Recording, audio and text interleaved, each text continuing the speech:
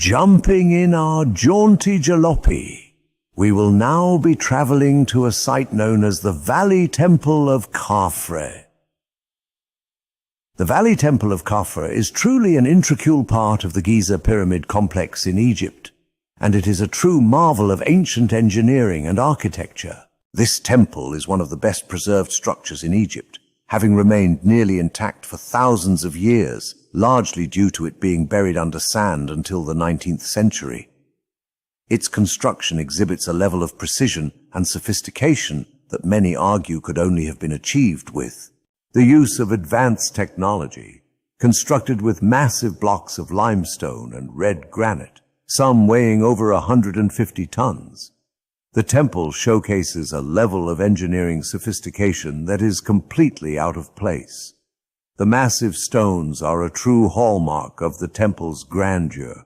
There are many unanswered questions regarding the methods used for their transportation and assembly.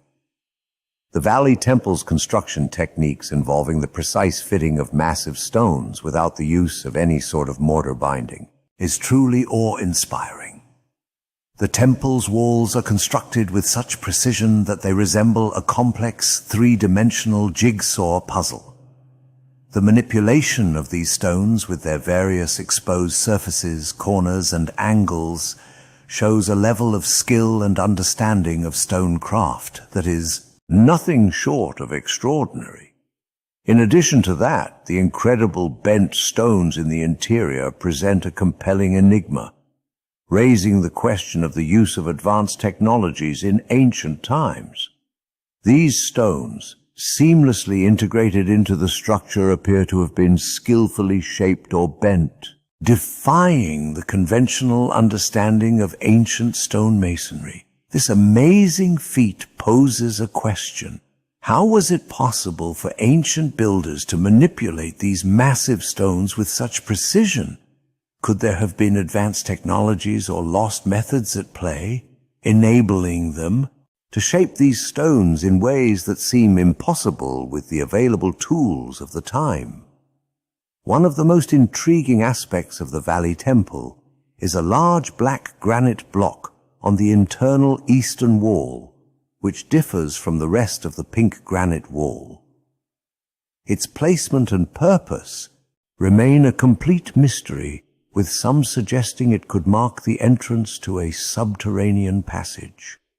Despite the common belief that the temple was used for the mummification process and purification of the pharaoh Khafre before his burial, there is no evidence to support this claim. Some researchers examining the style of architecture suggest the temple could be far older than dynastic history indicates. The temple is completely devoid of any paintings or inscriptions, a characteristic it shares with the pyramid. What shocked many researchers is the temple's resemblance to structures found in distant lands such as Peru. The similarities between the temple and sites like Ollantaytambo and the Compo temple in Peru is uncanny, leading many to speculate of an interconnection between these ancient peoples. This resemblance has fueled debate regarding a shared blueprint or knowledge among these distant cultures, a hypothesis that remains a tantalizing mystery.